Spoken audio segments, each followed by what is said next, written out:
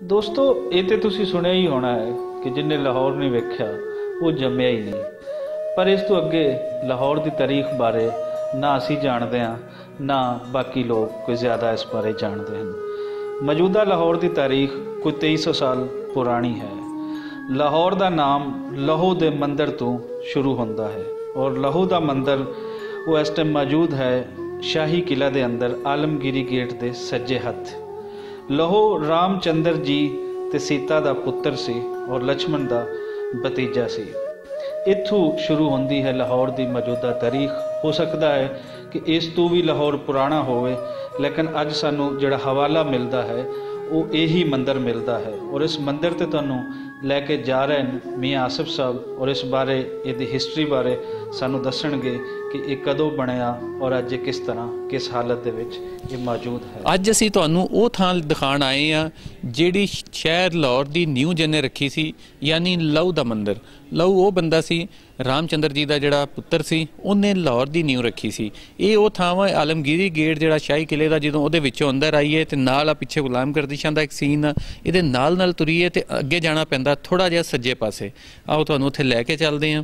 ਤੇ ਇਹ ਉਹ ਥਾਂ ਹੈ ਜਿਹੜਾ ਲਹੂ ਦੇ ਨਾਮ ਨਾਲ ਮਨਸੂਬ ਆ ਤੇ ਕਿਹਾ ਜਾਂਦਾ ਹੈ ਕਿ ਇੱਥੇ ਲਹੂ ਦਾ ਇੱਕ ਮੰਦਰ ਵੀ ਬਣਾਇਆ ਗਿਆ ਸੀ। ਉਹ ਮੰਦਰ ਕਿੱਥੇ ਆ, ਆਓ ਤੁਹਾਨੂੰ ਜ਼ਰਾ ਉਹ ਵੀ ਦਿਖਾਈਏ। ਆਹ ਇੱਕ ਕੋਨੇ ਦੇ ਵਿੱਚ ਇੱਕ ਦਰਵਾਜ਼ਾ, ਇੱਧਰੋਂ ਅਸੀਂ ਇਹ ਖੋਲ ਕੇ ਤੇ ਇਹ ਲੱਕੜੀ ਦਾ ਪੁਰਾਣਾ ਸਟਾਈਲ ਦਾ ਦਰਵਾਜ਼ਾ ਬਣਿਆ ਹੋਇਆ ਹਾਲੇ ਤੱਕ। ਇਹਨੂੰ ਖੋਲਦੇ ਨੀਵਾਂ ਦਰਵਾਜ਼ਾ ਵਾ, ਜਿੱਦਾਂ ਮੰਦਰਾਂ ਦੇ ਅਮੂਮਨ ਦਰਵਾਜ਼ੇ ਨੀਵੇਂ ਹੁੰਦੇ, ਇੱਥੋਂ ਨੀਵਾਂ ਹੋ ਕੇ ਲੰਘਣਾ ਪੈਂਦਾ। ਆਓ ਜੀ ਜ਼ਰਾ ਅੰਦਰ ਆ ਕੇ ਤੇ ਤੁਹਾਨੂੰ ਦਿਖਾਈਏ। ਇਹ ਉਹ ਥਾਂ ਆ ਗਿਆ ਜੀ, ਇਹ ਜਗ੍ਹਾ ਆ ਗਈ, ਇਹ ਬਣਿਆ ਹੋਇਆ ਵਾ। ਆਓ ਜੀ ਜ਼ਰਾ ਥੋੜਾ ਜਿਹਾ ਦਿਖਾਓ।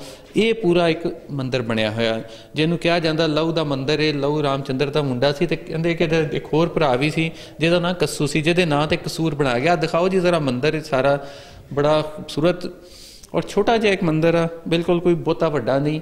ਇਹ ਹਿੰਦੂਆਂ ਦੇ ਇੱਕ ਮਖਸੂਸ ਸਟਾਈਲ ਦਾ ਜਿੱਦਾਂ ਉਹਨਾਂ ਦੇ ਮੰਦਰ ਬਣਾਏ ਜਾਂਦੇ ਆ, ਇਹਨੂੰ ਬਣਾਇਆ ਗਿਆ ਇੱਥੇ। ਔਰ ਇਹਦੇ ਆਸੇ ਪਾਸੇ ਪੂਰੀ ਇਹ ਚਾਰ ਦੀਵਾਰੀ ਬਣੀ ਹੋਈ ਹੈ। ਛੋਟਾ ਜਿਹਾ ਇੱਕ ਪੂਰੇ ਕੋਨੇ ਦੇ ਵਿੱਚ ਇਹ ਬਣਾਇਆ ਗਿਆ ਔਰ ਇਹ ਤੁਸੀਂ ਦੇਖ ਸਕਦੇ ਹੋ ਦੋ ਚਾਰਾਂ ਪਾਸੇ ਦੇ ਚਾਰ ਦੀਵਾਰੀ ਹੈ। ਅੱਛਾ ਇਹ ਦਿਖਾਓ ਜੀ ਜ਼ਰਾ ਮੰਦਰ। ਆ ਮੰਦਰ ਦੇ ਉੱਤੇ ਇੱਕ ਗੁੰਬਦ ਆ ਛੋਟਾ ਔਰ ਉਸੇ ਸਟਾਈਲ ਦਾ, ਔਰ ਅੰਦਰ ਇਹਦੇ ਦੀਵੇ ਬਾਲਣ ਦਾ ਥਾਂ ਤੇ ਜਿੱਦਾਂ ਹਿੰਦੂਆਂ ਦਾ ਚੜਾਵੇ ਚੜਾਉਣ ਦਾ ਹੁੰਦਾ ਵਾ ਉਹ ਇੱਕ ਇਹ ਹੈ ਜੀ ਮੰਦਰ ਦਾ ਅੰਦਰਲਾ ਹਿੱਸਾ। ਯਾਨੀ ਛੋਟਾ ਜਿਹਾ ਮੰਦਰ ਆ, ਇਹਦੇ ਅੰਦਰ ਬਿਲਕੁਲ ਵਿਚਾਲੇ ਥਾਂ ਬਣਿਆ ਹੋਇਆ ਜਿੱਥੇ ਦੀਵੇ ਬਾਲੇ ਜਾਂਦੇ ਸੀ ਤੇ ਨਾਲ ਰੱਖਿਆ ਜਾਂਦਾ ਸੀਗਾ ਜਿਹੜਾ ਵੀ ਇਹਨਾਂ ਦਾ ਪ੍ਰਸ਼ਾਦ, ਦੂਜੀਆਂ ਛਾਵਾਂ ਜਿਹੜੀਆਂ ਲਿਆ ਕੇ ਇੱਥੇ ਰੱਖੀਆਂ ਜਾਂਦੀਆਂ ਸੀ, ਨਾਰੀਅਲ ਤੇ ਦੂਜਾ ਸਮਾਨ। ਅੱਛਾ ਇਹ ਦੇਖੋ ਤੁਸੀਂ ਜ਼ਰਾ, ਇਹ ਦਿਖਾਓ ਜੀ। ਆ ਪੂਰਾ ਇਹ ਮੰਦਰ ਜਿਹੜਾ ਵਾ ਪੁਰਾਣੇ ਸਟਾਈਲ ਦੇ ਵਿੱਚ, ਇੱਧਰ ਦਿਖਾਓ ਜੀ। ਇਹ ਸਾਰਾ ਬਣਿਆ ਹੋਇਆ ਵਾ, ਛੋਟੀਆਂ ਛੋਟੀਆਂ ਇਹਦੇ ਵਿੱਚ ਡਿਜ਼ਾਈਨਿੰਗ ਕੀਤੀ ਗਈ ਹੈ। ਇਹ ਉੱਤੇ ਵੀ ਐਵੇਂ ਜਿਹੜਾ ਗੁੰਬਦ ਆ, ਗੁੰਬਦ ਦੇ ਉੱਤੇ ਵੀ ਕੁਛ ਬਣਿਆ ਹੋਇਆ। ਇਹ ਉਹੀ ਸਟਾਈਲ ਆ ਜਿਹੜਾ ਅੱਜ ਵੀ ਸਾਨੂੰ ਸਮਾਧੀਆਂ ਜਿੱਥੇ ਜਿੱਥੇ ਹਿੰਦੂਆਂ ਦੀਆਂ ਪੁਰਾਣੀਆਂ ਲੱਭਦੀਆਂ ਵਾ, ਉੱਥੇ ਉੱਥੇ ਇਹੀ ਕੰਮ ਹੋਇਆ ਹੁੰਦਾ ਇਸੇ ਸਟਾਈਲ ਦਾ। ਤੇ ਇਹ ਇੱਕ ਲਾਹੌਰ ਦੀ ਨਿਊ ਰੱਖਣ ਵਾਲੇ ਬੰਦੇ ਦਾ ਮੰਦਰ ਆ ਜਿਹੜਾ ਕਿ ਇੱਕ ਯਾਦਗਾਰ ਵੀ ਹੈ ਸਾਡੇ ਲਈ, ਕਿਉਂਕਿ ਲਾਹੌਰ ਸ਼ਹਿਰ ਜਿਹਦੀ 2300 ਸਾਲ ਪਹਿਲੇ ਰਾਮਚੰਦਰ ਨੇ ਨਿਊ ਰੱਖੀ।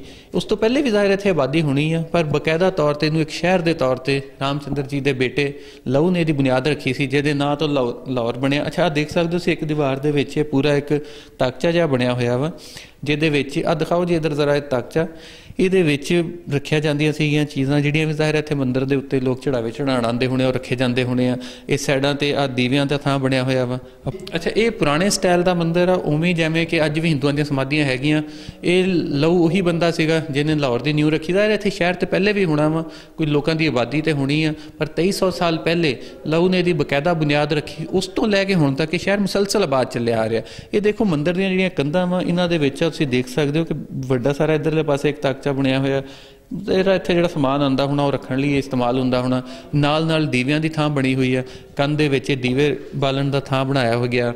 ਔਰ ਇਹ ਪੂਰਾ ਇਹ ਮੰਦਰ ਦਾ ਇਹ ਪਾਸੇ ਪੂਰਾ ਇੱਕ ਗੋਲ ਔਰ ਛੋਟਾ ਜਿਹਾ ਕਮਰਾ, ਕੋਈ ਬਹੁਤਾ ਵੱਡਾ ਮੰਦਰ ਨਹੀਂ ਹੈ, ਪਰ ਇਹ ਬਹਰਹਾਲ ਇਸ ਹਵਾਲੇ ਨਾਲ ਇਹ ਯਾਦਗਾਰ ਆ ਕਿ ਲਾਹੌਰ ਦੀ ਨਿਊ ਰੱਖਣ ਵਾਲੇ ਬੰਦੇ ਦਾ ਮੰਦਰ ਆ। ਇਸਲਾਮ ਤੋਂ ਵੀ ਪਹਿਲੇ ਦਾ, ਬਲਕਿ ਈਸਾਈਅਤ ਤੋਂ ਵੀ ਪਹਿਲੇ ਦਾ।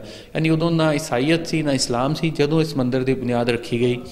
ਔਰ ਉਹ ਅੱਜ ਵੀ ਇਹ ਥਾਂ ਮੌਜੂਦ ਆ, ਉਵੇਂ ਮੌਜੂਦ ਆ। ਕਈ ਹਕੂਮਤਾਂ ਦੇਖੀਆਂ ਇਹਨੇ, ਬਹੁਤ ਸਾਰੀਆਂ ਹਕੂਮਤਾਂ 'ਚ ਬਦਲਿਆ, ਉਤਮਤ ਤੋਂ ਲੈ ਕੇ ਹਿੰਦੂਆਂ ਤੋਂ ਲੈ ਕੇ ਮੁਸਲਮਾਨਾਂ ਤੱਕ, ਮੁਗਲਾਂ ਤੱਕ, ਸਿੱਖਾਂ ਤੱਕ, ਉਸ ਤੋਂ ਬਾਅਦ ਅੰਗਰੇਜ਼, ਉਸ ਤੋਂ ਬਾਅਦ ਫਿਰ ਇੱਕ ਵਾਰੀ ਮੁਸਲਮਾਨ। ਅੱਜ ਵੀ ਇੱਥੇ ਹੁਕਮਰਾਨ ਆ, ਪਰ ਇਹ ਲਹੂ ਦਾ ਜਿਹੜਾ ਮੰਦਰ ਆ ਇਹ ਅੱਜ ਵੀ ਉਵੇਂ ਦਾ ਉਵੇਂ ਹੀ ਬਾਅਦ ਆ ਬਣਿਆ ਹੋਇਆ ਵਾ।